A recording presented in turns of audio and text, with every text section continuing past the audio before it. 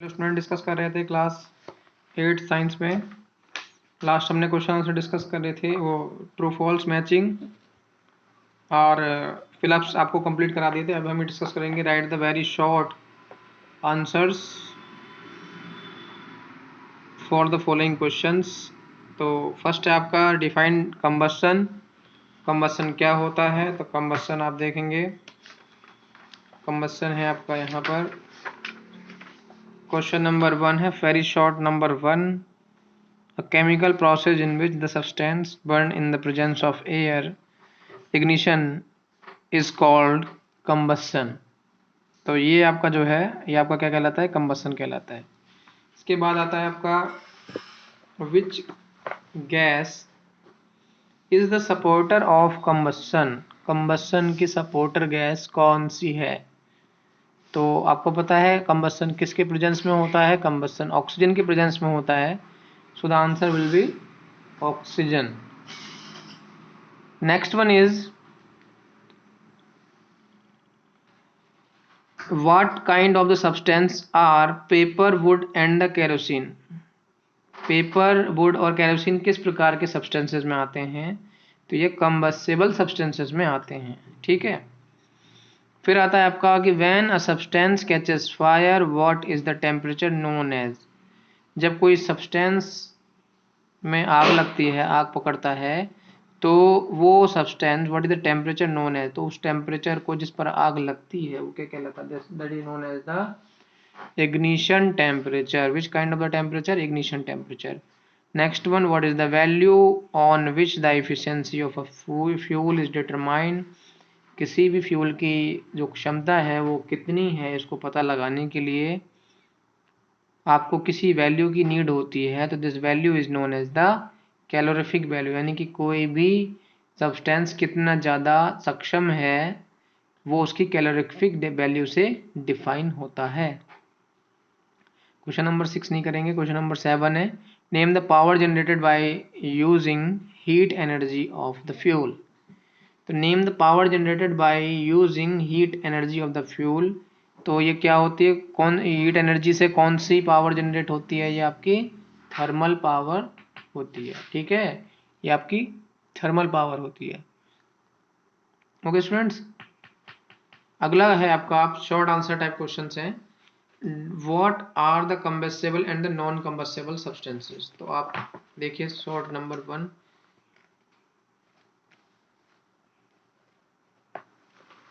ये है आपका substances which catch fire are the combustible substance, example लिख देंगे। और उसके बाद the materials which do not burn easily called the non combustible, example लिख देंगे। तो this is your short number 1। Short number 1 आपका आंसर हो जाएगा। ठीक है, इसके बाद है आपका differentiate between solid and liquid fuels. Solid और लिक्विड फ्यूल्स में आपको डिफरेंशिएट करना है। तो आ जाते हैं फ्यूल्स में, सॉलिड और लिक्विड फ्यूल्स देखेंगे। Short number 2, solid fuels on burning emitting से लेकर के आप इसको कर देंगे एसएस तक, और फिर लिक्विड फ्यूल्स लिखेंगे, उसको आप कर देंगे पेट्रोलियम तक। ठीक है, एसएस एंड पेट्रोलियम, ये आपका हो जाएगा शॉर्ट नंबर 2। फिर आपका है question number 3, what happens to the wax when a candle is burnt, is it possible to get this wax back। यानी कि जब आप मोमबत्ती को जलाते हैं तो sorry, what happens to the wax when a candle burnt, क्या हो जाता है? तो आप देखते हैं कि जब मोमबत्ती जलती है तो जो वैक्स है वो पिघल जाता है। ठीक है, और क्या आगे कह रहा है कि क्या हम इसको वापस प्राप्त कर सकते हैं? यहाँ पर आप देखेंगे इसको,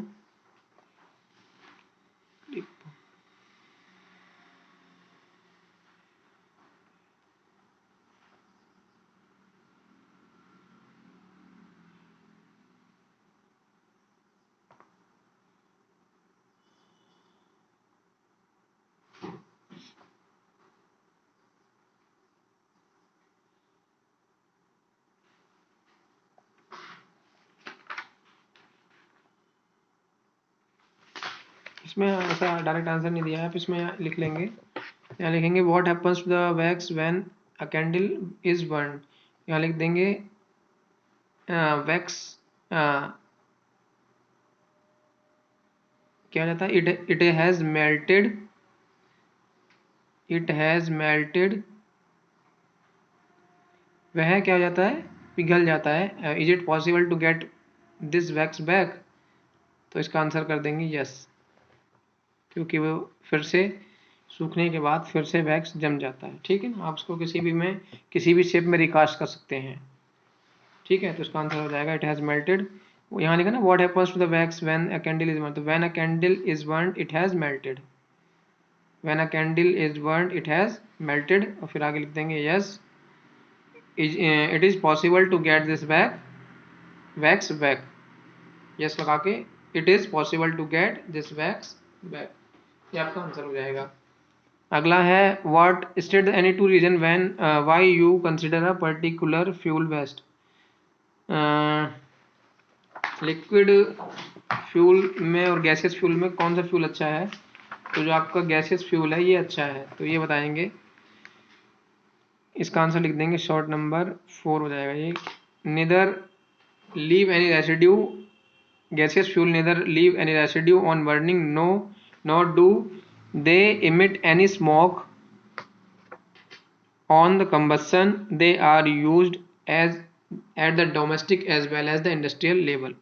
तो ये इसका आंसर हो जाएगा, इसलिए हम जो है प्रेफर करेंगे गैसियस फ्यूल को, क्योंकि इसमें धुआं नहीं होता है, गंदगी नहीं होती है और पोल्यूशन भी नहीं करता है। ठीक है ना, तो ये हो जाएगा आंसर। फिर आता है question number 5, what do you mean by the calorific value of a fuel. Calorific value of fuel से आप क्या समझते हैं, देखते हैं। Calorific value,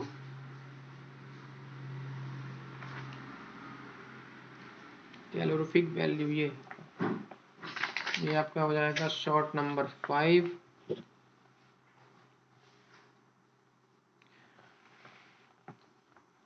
the amount of heat produced by 1 gram of fuel when it is completely burned is known as its calorific value। जब आप 1 ग्राम fuel को पूरी तरह से जला देते हैं तो जितनी हीट रिलीज होती है वो क्या कहलाती है, उसकी कैलोरीफिक वैल्यू कहलाती है। यानी कि किसी भी सब्सटेंस के, किसी भी कंबस्टेबल सब्सटेंस के 1 ग्राम को जलाने पे जितनी एनर्जी रिलीज होती है, this is known as its calorific value. ठीक है, तो हो जाएगा शॉर्ट नंबर 5। आते हैं शॉर्ट नंबर 6 पे, what is the middle zone of the burning candle known as and why. Middle zone जो है आपकी देखिए, दैट इज डार्क जोन है आपकी, ये middle zone, the inner most complete combustion.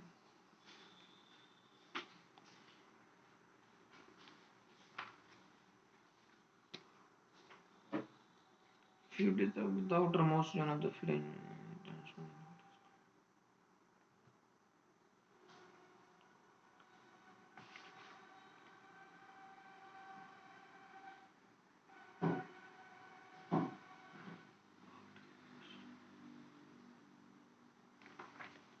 Next to this, it is the pale yellow.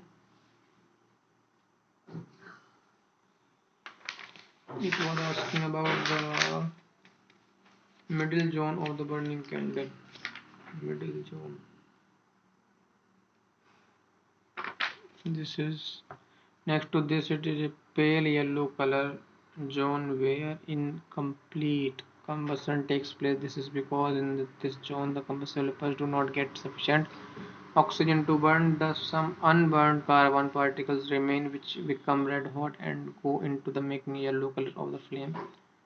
Mid combustion or the luminous zone. The innermost, which surrounds the wick. This one, I think this one will be the middle zone. Middle zone will be the pale yellow. Outermost, that is red. Pale yellow color zone. and dark color. Before complete vapors. That is red color. ये पूछ रहा है कि what is the middle zone of the burning candle, तो ये आपका हो जाएगा पेल येलो कलर जोन। जो सेकंड आपका है पेल येलो कलर जोन, ये आपका हो जाएगा सेकंड। ठीक है, तो आप यहाँ लिख देंगे the middle zone of burning, यहाँ से लिखेंगे the middle zone of burning candle is pale yellow zone. क्या बोलेंगे? Pale yellow zone. फिर आगे लिख देंगे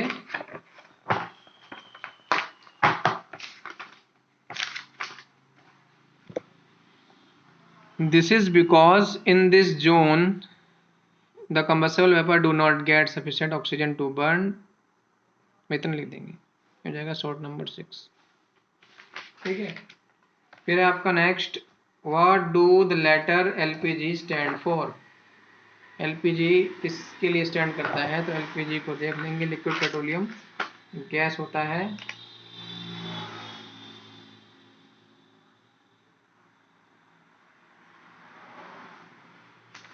सीधे यहीं लिख लो आप, लिक्विड पेट्रोलियम गैस।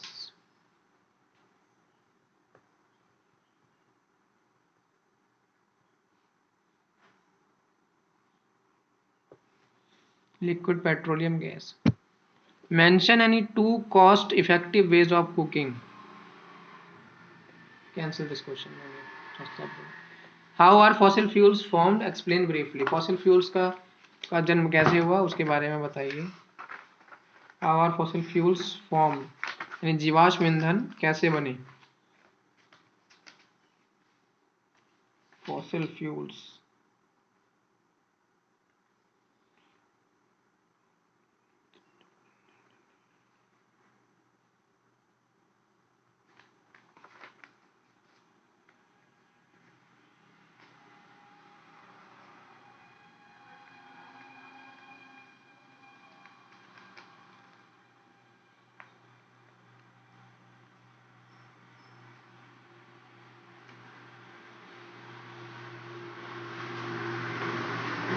यहाँ से आप राइट करेंगे लॉन्ग फर्स्ट आपका ये।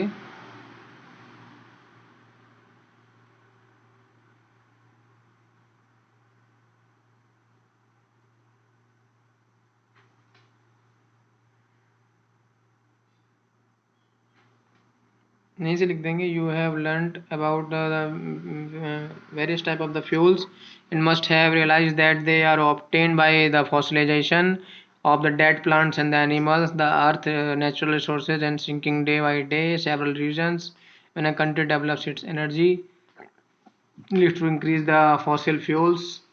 Most of the energy demand by the fossil fuels. ये क्वेश्चन हमारा कह रहा है कि how are the explain briefly fossil fuel the situation of the quite alarming, the cause of the judicial energy is to be participated तो कर देंगे आप। ठीक है ना, आपका लॉन्ग फर्स्ट हो जाएगा।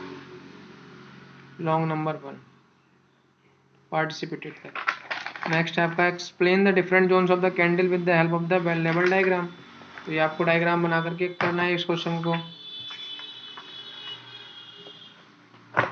यहाँ से राइट करेंगे long number 2। Flame is the zone of the combustion of the gases substance complaint by the evolution of the heat and the light when you light a candle you how many zones in the flames can be observed। तो first लिखेंगे if you observe the outermost zone of the flame it finally transparent से लेकर के takes place तक first. उसके बाद second आएगा आपका next to this yellow pills to burn तक लॉन्ग में चल रहा है आपका। फिर third the inner most of the zone से लेकर के आपका प्लेस तक। बस 3 आपको जोन बता देंगे। ठीक है ना, ये आपको हो जाएगा लॉन्ग नंबर 2। फिर आता है long number 3 discuss the various type of the gases fuels. ये आपका हो चुका है, कैंसिल करेंगे। What are the conditions for the combustion to takes place. Combustion के लिए क्या क्या कंडीशंस होनी चाहिए।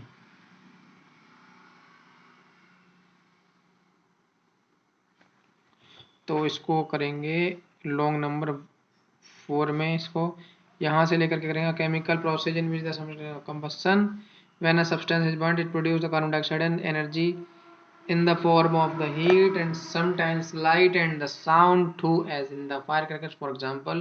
In the same way the other substance heater से लेकर के उसको कंबस्टेबल तक कर देंगे पूरा। ये आपका लॉन्ग फोर हो जाएगा कंबस्टेबल तक, क्योंकि इसने पूछा ना कि कंडीशंस क्या होनी चाहिए कंबस्शन के लिए। ठीक है ना, तो लाइट सॉरी कंबस्शन के लिए आपको आप एक काम करेंगे लॉन्ग फोर यहाँ से नहीं करेंगे,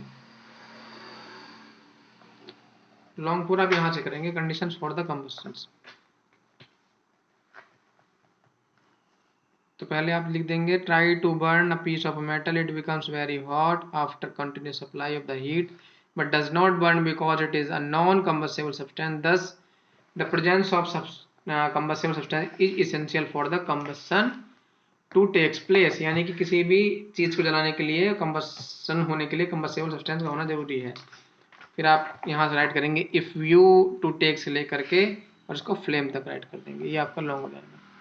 ये आपका है page number 48। If you take two pieces, पहले आप यहाँ से लिखेंगे ट्राई टू बर्न, ये आपका हुआ लॉन्ग नंबर 4 और उसके बाद इसको फ्लेम तक राइट कर देंगे। ठीक है ना, इसको फ्लेम तक राइट कर देंगे। ठीक है स्टूडेंट्स, तो यहाँ पर आपके ये क्वेश्चन आंसर कंप्लीट होते हैं। फिर हमारा है नेक्स्ट चैप्टर, उसको डिस्कस करेंगे फिर नेक्स्ट वीडियो में। Okay, till then goodbye and prepare for your test.